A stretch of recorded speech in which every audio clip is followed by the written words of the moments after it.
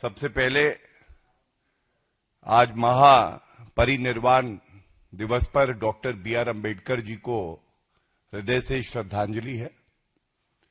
और आज की प्रेस वार्ता दो अहम बिंदुओं पे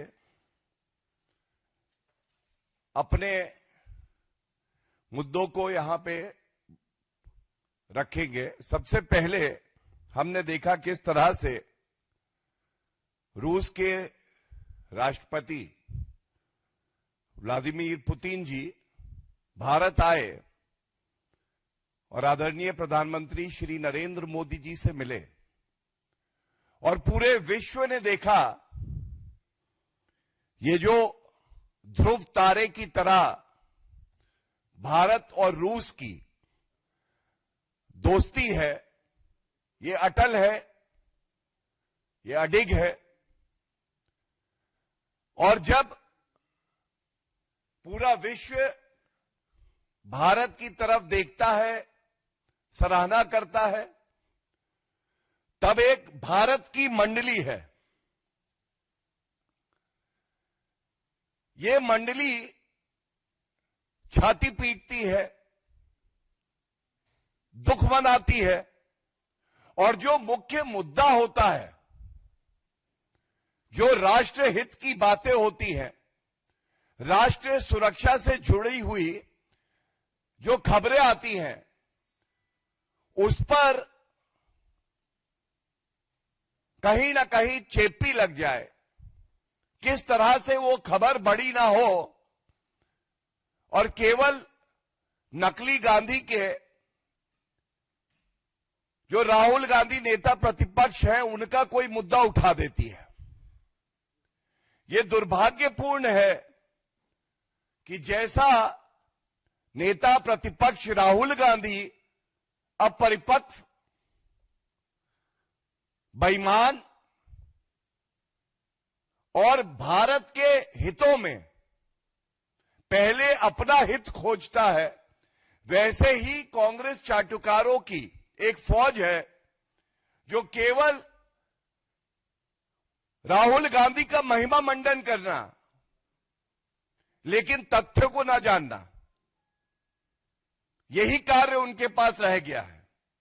इसलिए यह आवश्यक हो जाता है कि कुछ तथ्यों पे भी बात हो जाए और इसके बाद कांग्रेस पार्टी अगर सक्षम हो तो इन तथ्यों पे भी उत्तर दे दे। सबसे पहले हमें समझना होगा, we need to understand global diplomacy runs on credibility. Global diplomacy runs on credibility and not on sense of entitlement. मैं नकली गांधी हूं क्योंकि मेरे परिवार में ऐसे व्यक्ति रहे हैं, इसलिए मुझे हर जगह होना चाहिए। सबसे पहले तो राहुल गांधी जी संविधान में फंडामेंटल राइट्स के साथ फंडामेंटल ड्यूटीज है। आप अधिकार की बात करते हैं और भारत आपसे पूछता है कि क्या अपने कर्तव्य का पालन आप करते हैं। Let me start by saying, mister Rahul Gandhi, as leader of opposition, are you fulfilling your obligations and duties under the constitution of our country? 15 अगस्त 2025 राहुल गांधी जी को इंडिपेंडेंस डे सेलिब्रेशन के लिए रेड फोर्ट जाना था। वो वहां नहीं गए। हो सकता है कि सुबह सुबह उठने में तकलीफ होती हो, लेकिन अब आप नेता प्रतिपक्ष भी हैं। आप कांग्रेस हेडक्वार्टर तो पहुंच गए थे, लेकिन आप रेड फोर्ट नहीं गए, लाल किले पे नहीं जा पाए। इसके बाद 26 जनवरी गणतंत्र दिवस की परेड पर आपको न्योता गया 2025, आप वहां भी नहीं गए। क्या यह आपका कर्तव्य नहीं था कि आप वहां उपस्थित हो? लेकिन राहुल गांधी हो सकता है कि सुबह सुबह सो के ना उठे हो, उनके लिए यह तकलीफ का एक निमंत्रण था। कैसे उठे? गणतंत्र दिवस से मुझे क्या लेना देना, मुझे तो इलान ओमर से मिलना है, जॉर्ज सोरस से मिलना है। वो सुबह 5 बजे भी बुलाएंगे तो मैं चला जाऊंगा। लेकिन ये जो फंक्शंस होते हैं, यहां नेता प्रतिपक्ष का ना आना, यह दिखाता है कि वो अपरिपक्व भी है, गैर जिम्मेदार भी है। इसके बाद अभी 24 नवंबर 2025 को भारत के मुख्य न्यायाधीश ऑनरेबल जस्टिस सूर्यकांत जी का शपथ ग्रहण समारोह था। क्या वहां नेता प्रतिपक्ष को मौजूद नहीं होना चाहिए था? क्या राहुल गांधी जी आप वहां पे उपस्थित हुए? उत्तर है नहीं। तो अब आप देखिए, इंडिपेंडेंस डे राहुल गांधी नदारद, रिपब्लिक डे राहुल गांधी नहीं आए, मुख्य न्यायाधीश भारत के शपथ लेते हैं, राहुल गांधी जी उपस्थित होने का समय नहीं निकाल पाते हैं। और उपराष्ट्रपति सीपी राधाकृष्णन जी का शपथ ग्रहण समारोह, इस स्वेरिंग इन सेरेमनी में भी राहुल गांधी जी नहीं उपस्थित हुए। इसी तरह से 2018 की रिपब्लिक डे परेड पर राहुल गांधी जी उपस्थित नहीं थे। 15 अगस्त 2019 राहुल गांधी जी फिर से लाल किले पर नहीं पहुंच पाए। ये केवल कुछ उदाहरण हैं जो बड़ा सवाल ये उठाते हैं, अधिकार दो, अधिकार दो, अधिकार दो कहते हो, कभी बात कर्तव्यों पे भी तो करो। भारत की जनता कह रही है, कभी अपने कर्तव्यों का निर्वहन भी तो करो राहुल गांधी। लेकिन वो नहीं दिखाई देगा कांग्रेस की चाटुकारों की फौज को। दूसरी बात, जब भी कोई फॉरेन डिग्निटरी आता है तो फॉरेन डिग्निटरी अगर चाहे कि किसी व्यक्ति से वो बातचीत करना चाहता है, मिलना चाहता है, तो वो इस बात को इंगित कर सकता है। और यह आदरणीय प्रधानमंत्री श्री नरेंद्र मोदी जी की सरकार है। मैं बहुत जिम्मेदारी से आपको बताता हूं, उदाहरण देके तस्वीरें लेके आया हूं। सबसे पहले यह तस्वीर देखिए। क्या राहुल गांधी इससे पहले फॉरेन डिग्निटरी से नहीं मिले? क्या भारत सरकार ने उन्हें रोका? ये शेख हसीना जी के साथ आप देखेंगे, सोनिया गांधी जी, राहुल गांधी जी, प्रियंका गांधी वाड्रा, ये भेंट कर रहे हैं। जून 2024 के आसपास की बात है। इसके बाद प्रधानमंत्री मॉरिशस के ये नवीन चंद्र राम गुलाम जी, आप देखिए तस्वीर में, ये सितंबर 2025 की। क्या राहुल गांधी जी की भेंट नहीं हुई? फिर ये किस तरह का षड्यंत्र भारत के खिलाफ है? ये झूठ की राजनीति बार बार क्यों? ये विक्टिम कार्ड खेलना बार बार क्यों?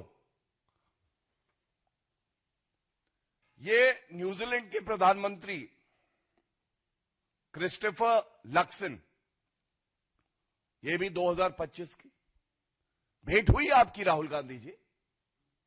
फिर ये नौटंकी क्यों? क्या किसी नेता प्रतिपक्ष को अपना दिल इतना छोटा रखना चाहिए कि जहां एक तरफ पूरा भारत गौरवान्वित है, रूस के राष्ट्रपति जी भारत को अपना परम मित्र बता रहे हैं, समझौते हो रहे हैं, हमारे देश के प्रधानमंत्री श्री नरेंद्र मोदी जी की तारीफ कर रहे हैं कि यह भारत का सौभाग्य है कि भारत के पास श्री नरेंद्र मोदी जी जैसा नेता है। उस वक्त आपको भारत की जो साख है वो बढ़ रही है, ये दिखाई नहीं देता है। आपको केवल एक बात कहनी होती है और वो वक्तव्य है, मुझे निमंत्रण नहीं आया।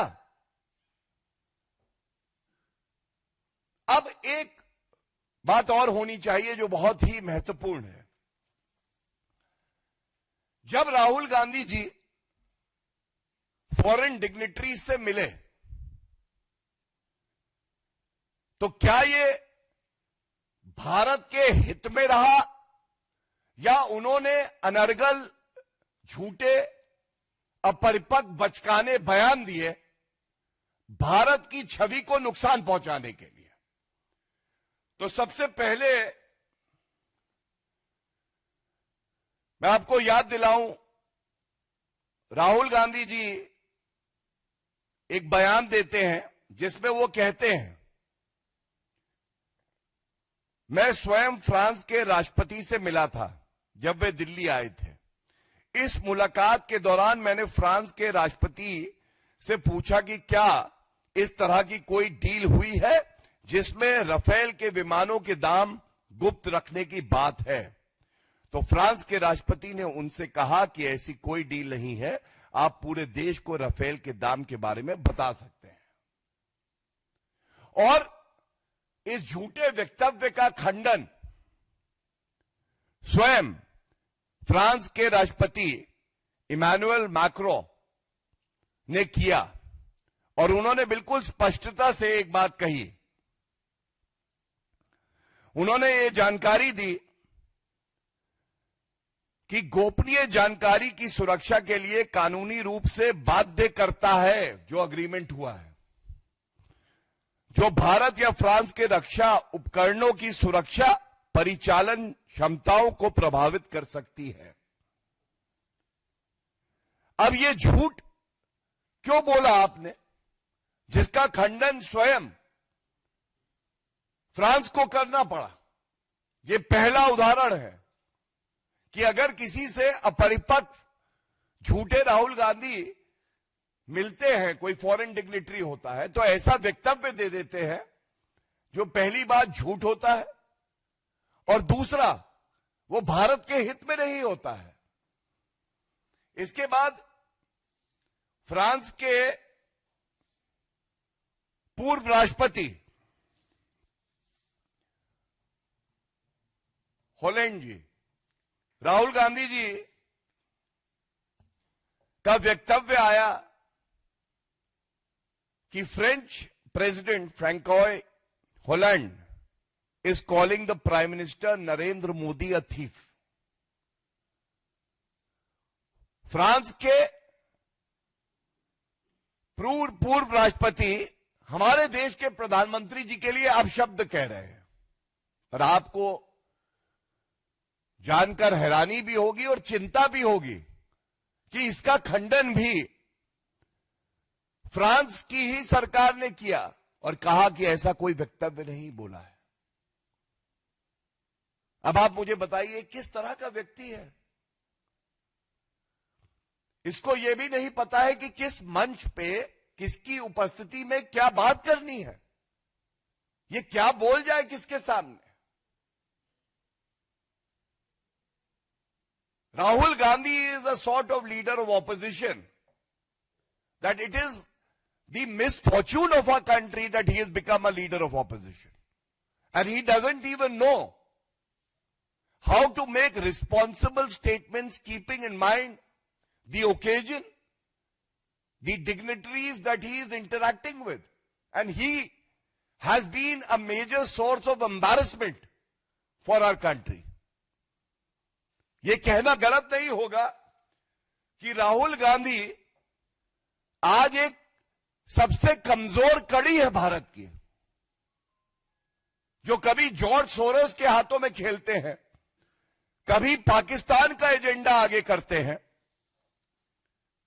और मैं एक बात और कहूंगा,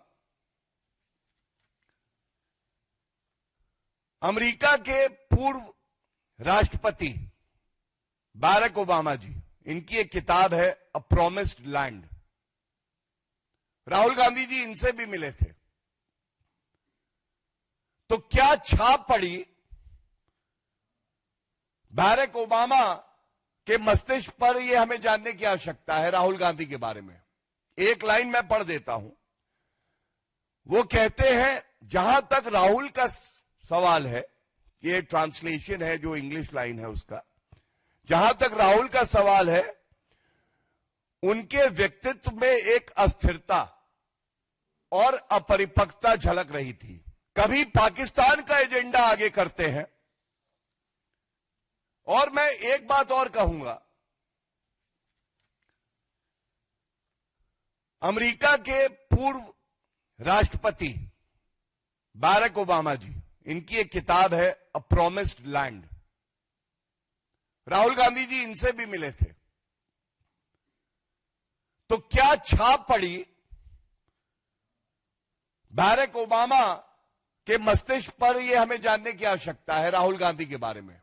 एक लाइन मैं पढ़ देता हूं। वो कहते हैं, जहां तक राहुल का सवाल है, ये ट्रांसलेशन है जो इंग्लिश लाइन है उसका, जहां तक राहुल का सवाल है, उनके व्यक्तित्व में एक अस्थिरता और अपरिपक्वता झलक रही थी। जैसे कोई ऐसा छात्र जिसने पाठ्यक्रम तो पूरा कर लिया हो और जो शिक्षक को प्रभावित करने के लिए उत्सुक हो, लेकिन गहराई में उसमें ना तो विषय में महारत हासिल करने की क्षमता हो और ना ही उसके प्रति सच्चा जुनून। इंग्लिश में अगर कहूं तो, as for Rahul, but there was a nervous unformed quality about him, as if he were a student who'd done the coursework and was eager to impress the teacher, but deep down lacked either the aptitude or the passion to master the subject. ये 3 foreign dignitaries मैंने उदाहरण के तौर पे आपको इसलिए पेश किया है। ये उदाहरण ये है राहुल गांधी, जो अपनी उपस्थिति से भारत की गरिमा को कम करने का काम करते हैं, भारत को शर्मसार करने का काम करते हैं, और जहां इनको जाना होता है संवैधानिक रूप पे, वहां जाते नहीं हैं और उसके बाद हो हल्ला करते हैं। इसी विषय से जुड़ा हुआ एक और विषय है। सोनिया गांधी जी का एक वक्तव्य अभी आया है न्यूज में, जिसमें वो कह रही हैं that Bharatiya Janata Party is trying to destroy the legacy of Jawaharlal Nehru ji. So when Sonia Gandhi ji uses the word destruction, destruction today is synonymous to Rahul Gandhi. आज भारतीय राजनीति का भस्मासुर कोई है तो वो राहुल गांधी है। पहले कांग्रेस को निपटा के कहां ले आए हैं ये हमने देखा है। महाराष्ट्र गए तो वहां पे शरद पवार जी की पार्टी, उद्धव ठाकरे जी की पार्टी को निपटा दिया। दिल्ली आए तो अरविंद केजरीवाल जी के साथ गठबंधन में आए, लोकसभा चुनाव में अरविंद केजरीवाल जी को निपटा दिया। और बिहार तेजस्वी यादव को निपटा के उत्तर प्रदेश की तरफ अब चले हैं। कह रहे अखिलेश जी तैयार हो जाओ, मैं आ रहा हूं आपको निपटाने। लेगेसी की बात कर रही है सोनिया गांधी जी। नेहरू जी की लेगेसी पहले है क्या ये जान लेते हैं। हमने देखा किस तरह से 565 रियासतें थी। सरदार पटेल जी ने सुनिश्चित किया अखंड भारत, सबका विलय हुआ भारत में। चाचा नेहरू जी ने कहा कश्मीर मेरे पास रहेगा। कश्मीर में अनुच्छेद 370 लाने का काम किसी ने किया तो चाचा नेहरू जी ने किया, और टेम्पररी शब्द होने के बावजूद तुष्टीकरण की राजनीति करते रहे। और टेम्पररी शब्द था लेकिन अनुच्छेद 370 को संशोधित नहीं कर पाए। ये तो आदरणीय प्रधानमंत्री जी श्री नरेंद्र मोदी जी आए, उन्होंने सुनिश्चित किया जो मूल भावना थी संविधान की, उसको ध्यान में रखते हुए गृह मंत्री श्री अमित शाह जी ने वो बिल संसद में पेश किया, और उसके बाद हमने देखा अनुच्छेद 370 संशोधित हुआ। ऐतिहासिक कदम। So legacy of Jawaharlal Nehru ji is he gave us a constitution, specially article 370, which was not in the interest of India, but for the sake of appeasement, for the sake of his personal relationship, he ensured that Article 370 is brought in the manner in the Constitution, which was not in the interest of the country. Second, जो हमारे भारत की भूमि है, PoK, Pakistan ने कब्जाई हुई है, यह किसकी legacy है सोनिया गांधी जी? 1 इंच भूमि के लिए हर भारतवासी, भारतीय जनता पार्टी अपनी जान न्यौछावर कर दे, और आपने अपनी गलत नीतियों की वजह से भारत की भूमि पाकिस्तान के कब्जे में आने दी। यह है लेगेसी। इस पे सोनिया गांधी जी थोड़ा सा प्रकाश डालिएगा।